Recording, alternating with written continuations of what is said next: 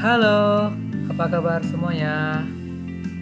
Nah, pada kesempatan kali ini saya akan menyampaikan macam-macam dari kelas,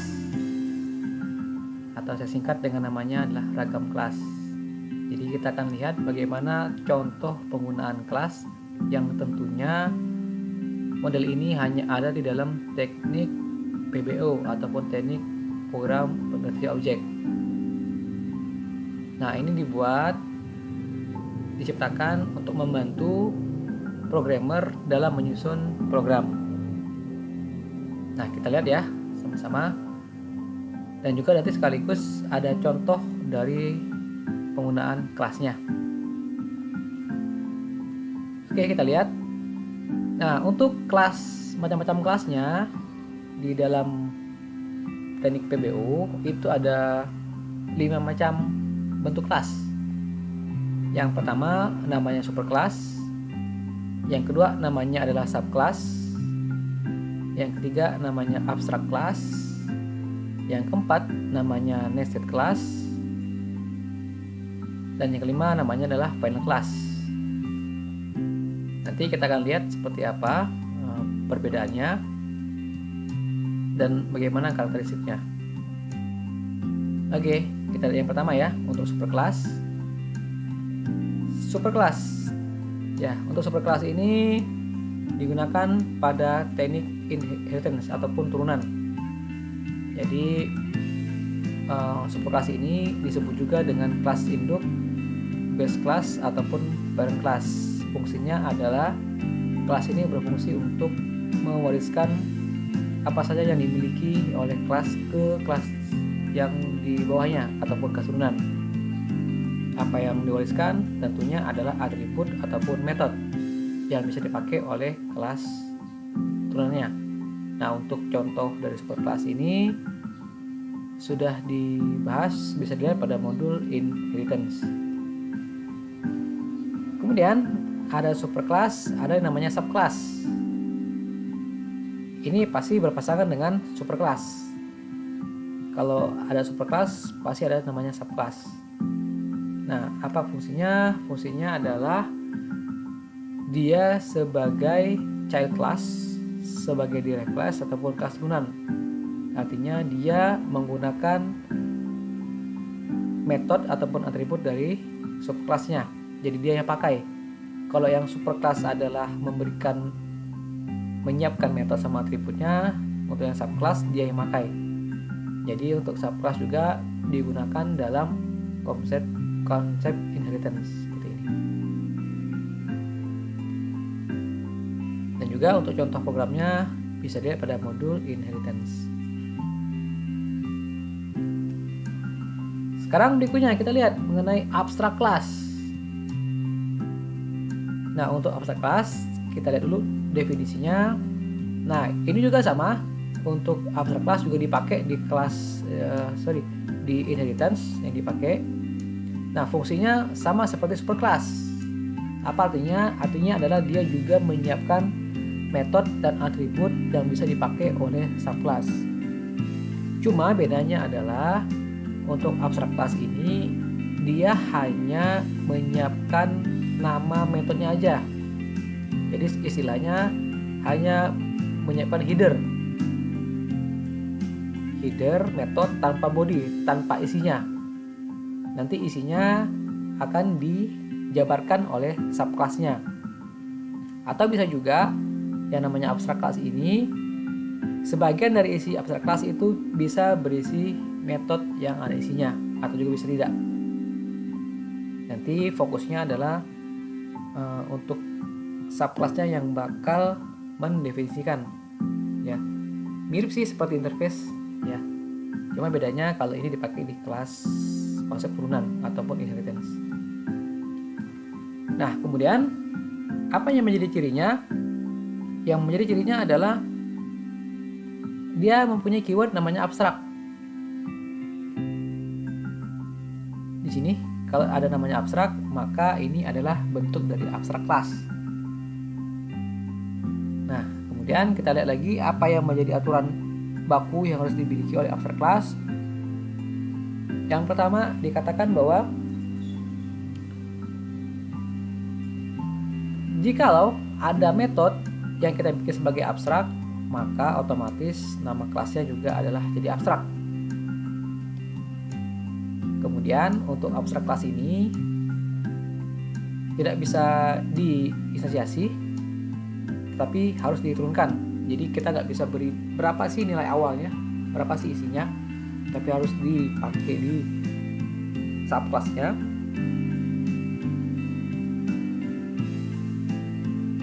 Kemudian ciri dari subclass adalah sebuah kelas ini dapat dideklarasikan sebagai abstrak kelas walaupun di dalamnya ada juga metode yang nggak pakai abstrak.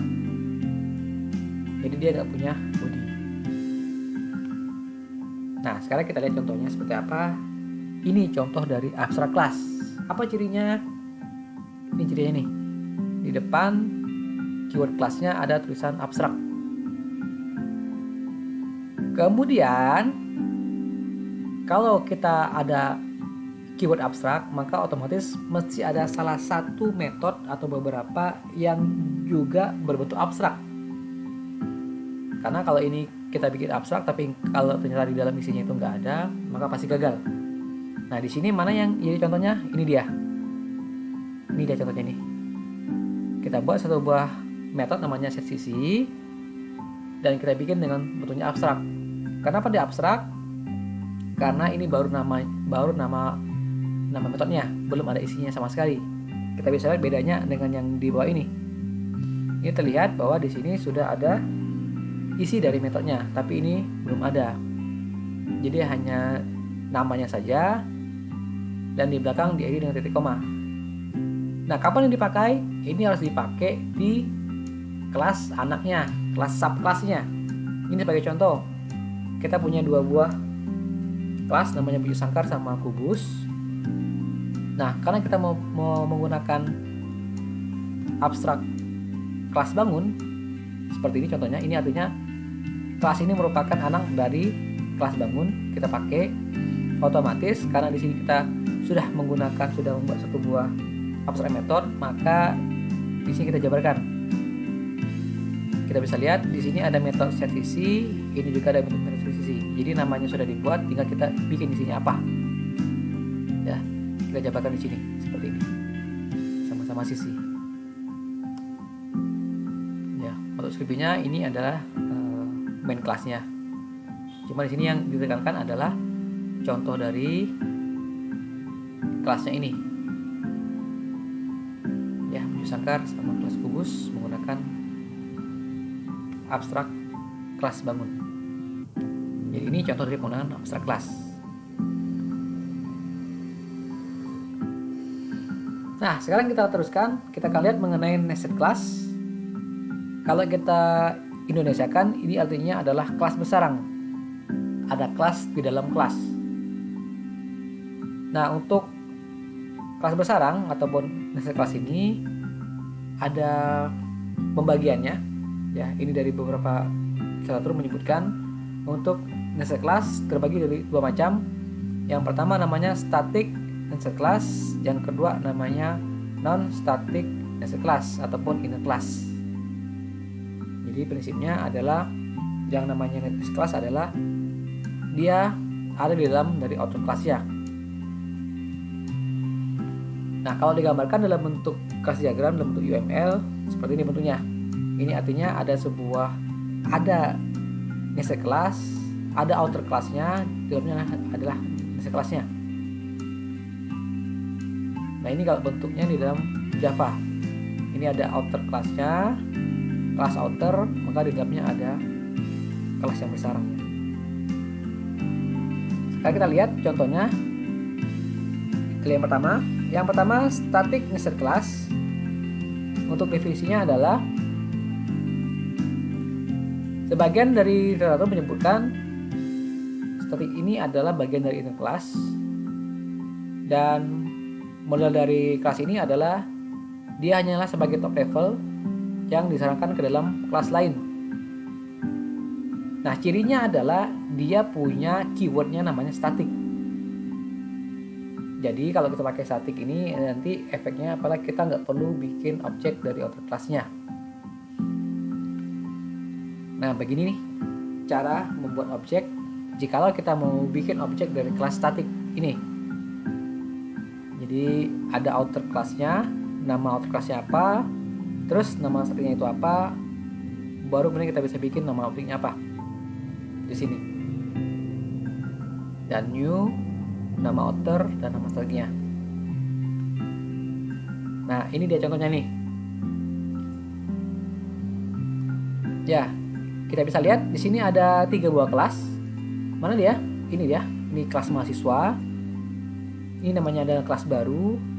Ini namanya kelas test static nested. Nah, yang disebut dengan nested yang ini nih. Kelas mahasiswa adalah outer class-nya. Yang di dalamnya terdapat satu buah kelas baru, namanya adalah kelas baru.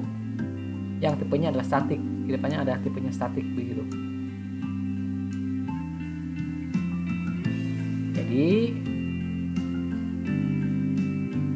kita lihat dari contoh penggunaan, kalau kita mau bikin objek dari kelas baru ini, begini caranya nih. Kita sebutkan apa outer class-nya, mahasiswa, titik, baru ini adalah nama kelasnya ini. Kemudian kita bikin objeknya apa. Kemudian untuk strukturnya seperti ini. Apa nama outernya dan apa nama inner class-nya di dalamnya seperti ini. Baru kita bisa ambil metode yang di dalam ini.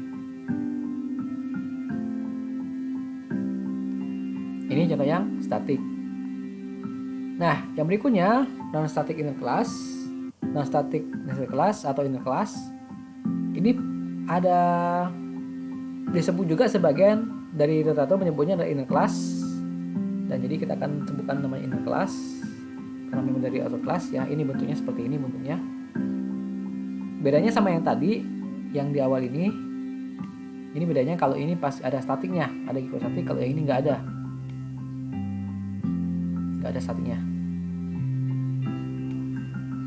Nah, kemudian untuk inner class ini dia terbagi ke dalam 3 macam. Ada namanya yang pertama regular inner class, yang kedua namanya method local inner class, yang ketiga namanya anonymous inner class. Cuman kadang ada beberapa literatur menyebutkan inner class itu punya 4 macam, yaitu ditambahkan dengan static nested class. Sebagian buku ya menyebutkan. Tapi ini nggak kita bahas lagi karena sudah dibahas di depan. Kita akan lihat 3 contoh ini. Regular inner class, method lokal, sama anonymous inner class. Yang pertama, untuk yang regular inner class, ini ada aturan umumnya. Kita lihat, kita bacakan dulu. Untuk aturannya, yang pertama, objek ataupun instansiasi dari inner class dapat diakses semua member dari outer class-nya, termasuk yang tipenya modifier private pada outer class-nya. Kemudian yang jadi ciri juga untuk inner class ini nggak punya modifier static, artinya nggak punya keyword static kayak tadi tuh ada namanya static. Kemudian untuk membuat objek dari inner class ini harus terdapat objek instan dari outer terlebih dahulu. Nah, kemudian ada lagi aturannya. Ini khusus aturan kalau mereferensi di dirinya sendiri dari outer. Jadi dia bisa merujuk pada dirinya sendiri dengan cara menggunakan referensi this atau keyword this, pakai this seperti ini. Atau ini contohnya seperti ini, outer class, inner class, dan this. Kemudian untuk merujuk pada instance atau member dari outer class-nya, dari inner class, kita dapat menggunakan ini perintahnya outer class dan this. Nah, seperti ini contohnya. Untuk bikin objek itu bisa dari outer class-nya, dari dalamnya sendiri. Ini outer class-nya ya, dari dalam sendiri ataupun dari luar. Nah, untuk dari dalam bentuknya seperti ini. Kita cukup sebutkan apa inner class-nya, tidak perlu tambahan member yang lain. Ini sebagai contoh, kita buat dari bentuknya, kita buat di dalam sebuah metode, manggilnya seperti ini. Ini kalau dari dalam outer class-nya. Sedangkan untuk dari luar outer class ini agak sedikit panjang, ada 2 baris perintah. Yang pertama, kita perlu sebutkan dulu apa objek dari outer class-nya. Kita bikin dulu objek dari outer class-nya, baru kemudian kita bisa bikin objek untuk yang innernya dengan cara menyebutkan nama objek dari outer class-nya. Nah, sekarang kita lihat ya contohnya di program seperti contohnya. Ini contoh dari regular inner class. Kita bisa lihat di sini ada 3 buah kelas, yaitu kelas mahasiswa, kelas baru, dan juga ada kelas test regular inner. Jadi kelas mahasiswa ini adalah outer class-nya, kelas baru ini adalah regular inner class-nya, tipenya, yang ini adalah kelas utamanya.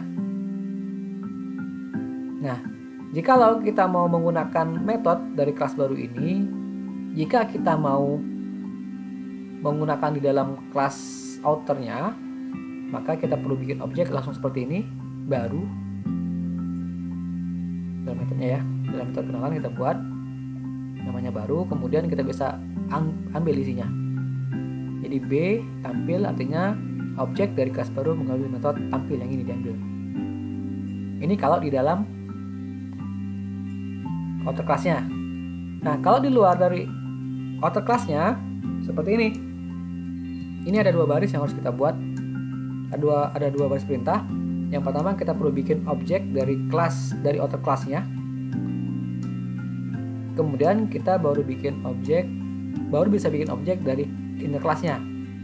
Ini contohnya ini. Berarti kita lihat ini untuk yang bikin objek dari outer class ini sama seperti yang normal biasanya. Tapi begitu bikin yang objek untuk di inner class-nya, kita perlu sebutkan outer class, inner class, dan apa nama objeknya, dan juga untuk konstruktornya kita harus sebutkan objek dari outer class-nya, yaitu MHS seperti ini harus sama. Jadi ini sama ini harus sama nih, baru bisa dipanggil, baru bisa diambil. Jadi untuk objeknya bisa ngambil yang ini, dan ini baru bisa ngambil yang ini. Kadang diperlukan seperti ini untuk berbagai karakteristik dari sebuah program. Kemudian yang kedua kita lihat ada namanya method local inner class. Dari namanya ini artinya adalah kita akan membuat sebuah kelas dalam sebuah metode. Jadi kelasnya masuk ke sebuah metode. Kalau masih ingat tadi yang kita lihat di depan, kita bikin kelasnya di dalam kelas lain. Tapi kalau yang ini kita bikin yang namanya method local inner class adalah kelasnya masuk ke dalam sebuah metode dari outer class-nya. Dia masuk ke dalam. Nah, kemudian sebagian buku juga menyebutkan method local inner class namanya juga ada local class namanya. Namanya local class itu juga artinya sama. Nah, objek dari sini bisa diinstansiasi dari metodenya atau bisa dari luar ya objeknya dengan private. Ini aturan yang berikutnya. Dari objeknya kita bisa langsung diakses ke local variable lewat parameter. Kemudian dari local inner class ini bisa tidak berarti membuat objek di luar dari metodenya. Yang terakhir, metode local inner class yang dimiliki di dalam static method tidak dapat mengakses member non static dari outer class-nya. Nah, ini dia contohnya tadi yang disampaikan di awal. Ya, namanya metode local inner class, ada sebuah kelas baru di dalam sebuah metode. Ini dia contohnya ini. Kita punya satu buah outer class namanya kelas mahasiswa. Dan dalam outer class ini ada namanya metode tampil. Nah, di dalam metode ini kita bisa lihat ada sebuah kelas lain, kelas nyisip namanya kelas baru di sini. Dia masuk ke dalam metode tampilnya ini. Jadi begini cara membuatnya. Jadi kalau yang ketemu dengan bentuk seperti ini adalah jenisnya adalah metode local inner class. Isinya bisa kita panggil langsung dari outer class-nya menggunakan perintah ini. Ya, kita bikin objek dari kelas ini, baru kita ambil. Ini yang untuk method lokal inner class. Nah, sekarang untuk yang anonymous inner class, dari definisinya yang namanya inner class adalah sebuah yang namanya anonymous adalah inner class yang dibuat tanpa nama kelas. Nah, penerapannya adalah anonymous ini bisa menjadi subclass atau bisa menjadi interface.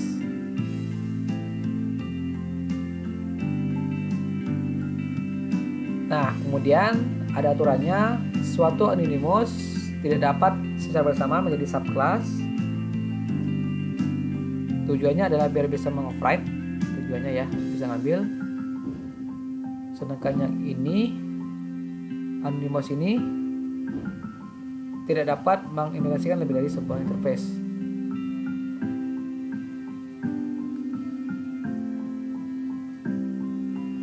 Nah, sekarang kita lihat contohnya langsung seperti ini. Yang mana sih yang namanya anonymous? Ini dia. Ini kelas pertama. Ada kelas namanya kelas mahasiswa. Terus kita punya kelas yang kedua, namanya ini adalah kelas utamanya. Nah, yang namanya anonymous yang ini nih. Jadi dia meminjam nama kelas lain. Jadi dia meminjam nama kelas mahasiswa ya, anonymous, jadi nggak ketahuan. Dia pinjam biar dia tidak, kelasnya nggak punya nama. Jadi dia pinjam saja, tapi dia bisa buat sebuah ataupun beberapa metode dengan pinjam nama ini. Ya, ini jadi ya. Jadi ada 3 buah kelas. Kelas mahasiswa 1, kelas utama 1 yang ini, terus yang ini nih. Ini adalah kelas tambahnya, namanya anonymous class. Artinya kelas yang nggak punya nama. Dia hanya pinjam nama kelas lain, pinjam namanya saja. Nah, sekarang yang terakhir kita lihat final class. Untuk final class ini, yang menjadi cirinya adalah dia mempunyai keyword final di depan. Nah, apa yang menjadi ciri khasnya? Kapan kita menggunakan kelas ini adalah kalau kelas ini tidak boleh diturunkan menjadi superclass yang nggak boleh metode sama atributnya dipakai oleh kelas yang lain. Jadi intinya dia nggak mau berbagi atribut sama metode, maka digunakan adalah final class. Jadi dia prinsipnya betul-betul berdiri sendiri, tidak boleh dipakai, sudah final ya. Nah, ini cirinya nih final class. Di depan ada perintah final class. Untuk selebihnya isinya sama saja seperti yang kelas yang sudah, cuma bedanya kelas ini nggak bakal ada punya subkelasnya, pasti gagal programnya karena dia sifatnya tidak boleh dibagi, nggak boleh pinjam, nggak boleh dipakai isinya. Jadi final class dia bisa berdiri sendiri, hanya berdiri sendiri. Oke, kira-kira itulah contoh dari macam-macam kelas yang ada di teknik PBU. Mudah-mudahan ada manfaat buat kita semua. Terima kasih atas perhatiannya. Sampai jumpa lagi.